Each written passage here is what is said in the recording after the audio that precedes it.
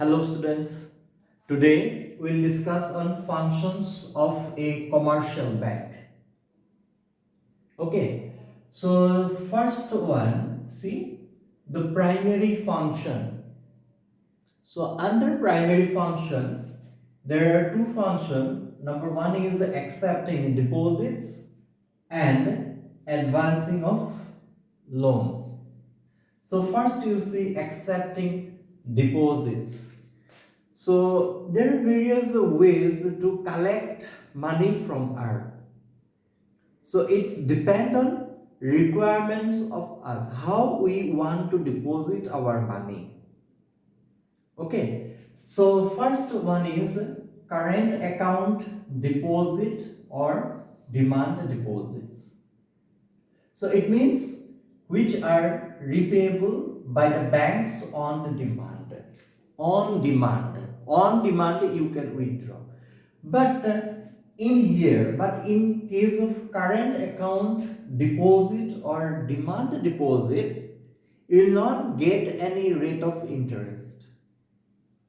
But bank impose service charges. Bank impose service charges for running these account. So you will not get any interest on these current account deposit or demand deposit, but bank will impose service charges for running the account. Okay, and in here customers will get checkable facility. So normally businessmen, they maintain these current account deposit. Clear? So in case of current account deposit or demand deposit, you will not get any rate of interest. Bank will impose service charges for running the account. Who will maintain? Businessmen will maintain these current account deposit. Second one, fixed deposit or time deposit, in which the amount is deposited with the banks for a fixed period of time. In here, customers will not get checkable facility, but they will get a high rate of interest. So remember, they will not get check facility, but they will get a higher rate of interest. So fixed deposit, suppose today you came to the bank and you deposited your money and you have signed that on 26th January 2025 you will withdraw your money. So on before this date you cannot withdraw your money. Okay, so this one is the fixed deposit. So next is savings deposit. Savings deposit combine the features of both. It means current account and fixed deposit or time deposit. So now you see, in case of savings deposit, you will get the checkable facility, but there will be some restrictions on numbers and amount of withdrawals. You will get checkable facility, but bank will impose some restriction on numbers and amount of withdrawals to discourage you.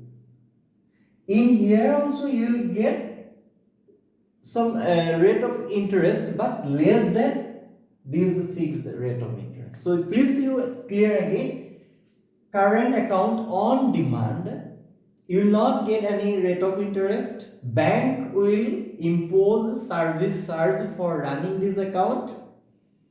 Fixed deposit, you will not get any checkable facility, but you will get a high rate of interest.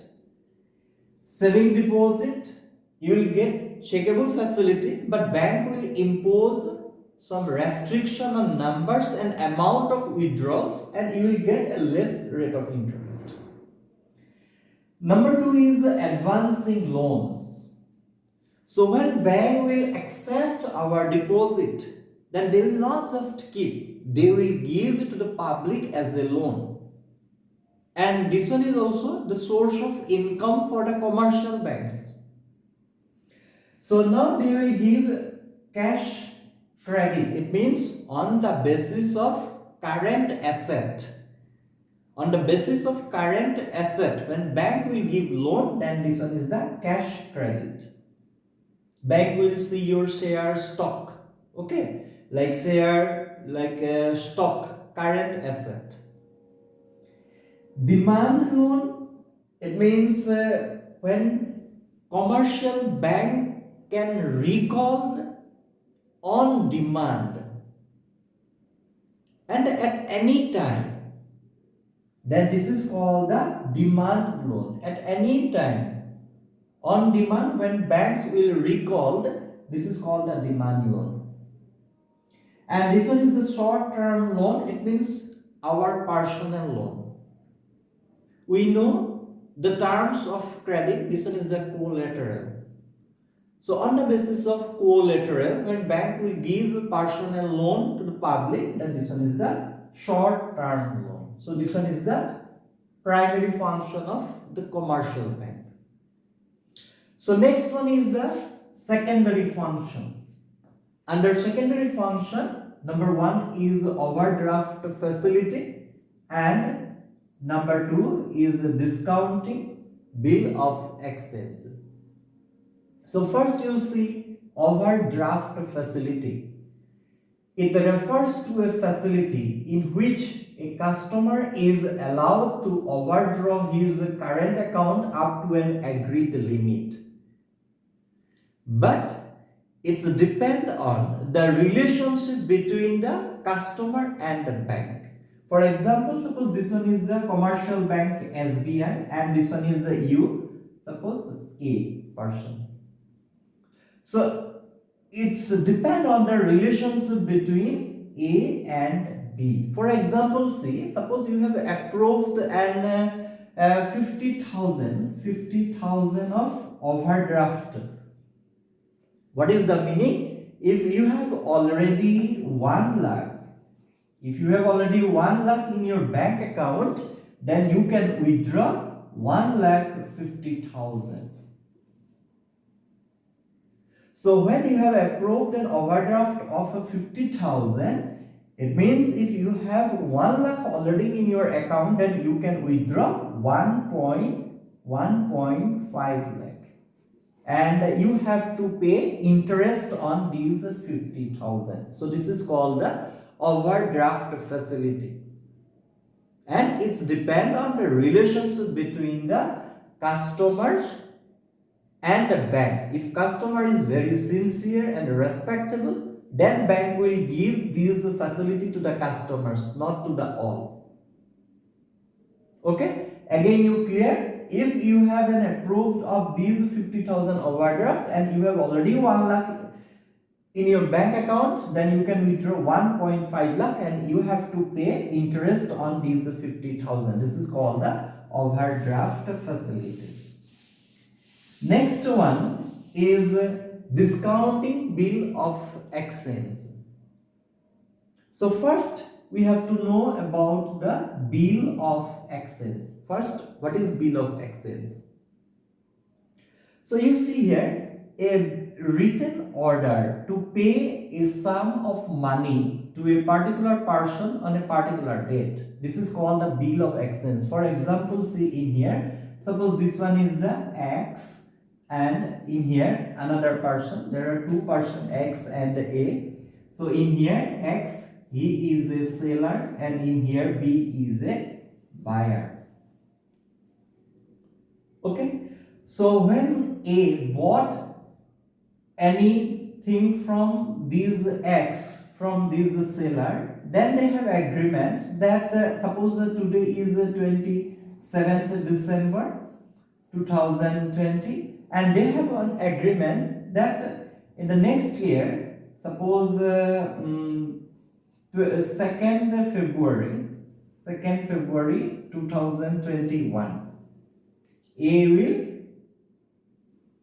give all amount to the X. So this is called the bill of exchange. It means a written order to pay a sum of money to a particular person on a particular date. It means now A is not going to pay to X, and they have an agreement that on 2nd February 2021 A will pay. So this is called the bill of exchange. Now you see discounting bill of exchange. So for example, again in here, X and Y, two persons are there. In here, X is a buyer, and Y is a seller. So X buys goods from Y, so X will buy goods from Y. X may not pay immediately. X may not pay immediately, and X can give this bill of exchange to Y. X will buy from Y. X may not pay immediately, and X can give this bill of exchange to Y. Suppose now Y is in need of money immediately. So X bought from Y, but X did not give money. Instead of money, X gave bill of exchange to Y. But now Y need money.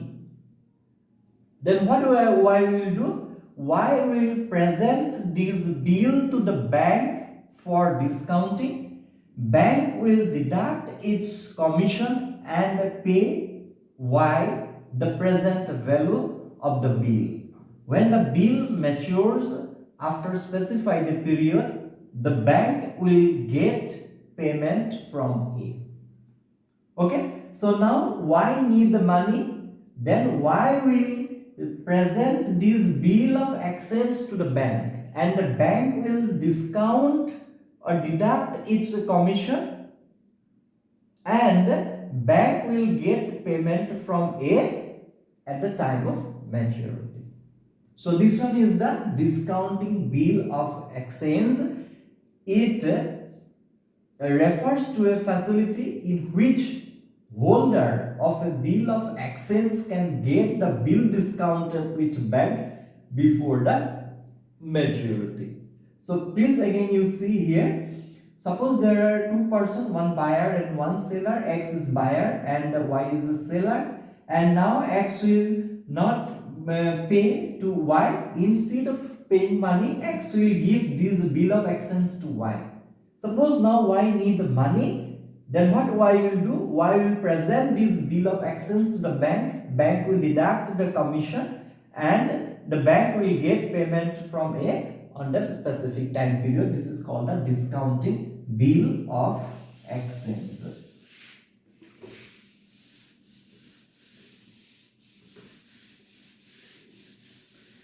And the third function, this one is the Ascent function. Very simple and easy. Transfer of funds. So commercial bank is to transfer our funds from place to place with the help of instruments like demand draft, mail transferring. Okay, so it helps our funds to transfer with the help of demand draft and mail transfer. Collection and payment of various items. So commercial banks also collect check, interest, bills, and they make payments of taxes, insurance premium. This one. Purchase and sale of foreign exchange. Some commercial banks,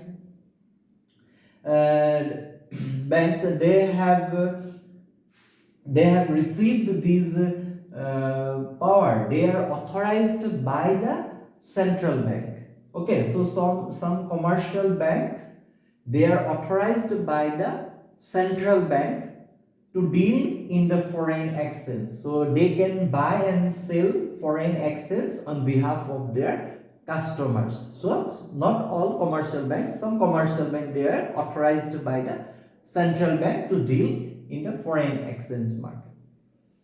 Next, general utility function. This one is very simple. Locker facility. So we know about the locker facility. We can keep our some important items in the bank. So this one is the locker facility. Travelers check. We know that carrying cash is very risky. So commercial banks used to give traveler check. Collection of statistics. Sometimes commercial banks they use to collect the statistics and they publish these statistics, which one is related with the trade business. So it's very helpful for us. Okay, so these are the functions of commercial bank. So we can divide like this: primary, secondary, agency, and general utility function. So these are the functions of commercial banks. So I hope you enjoyed this lesson, and please remember, if you have any doubt, then let me know in the comment section below and I will talk to you there. Thank you.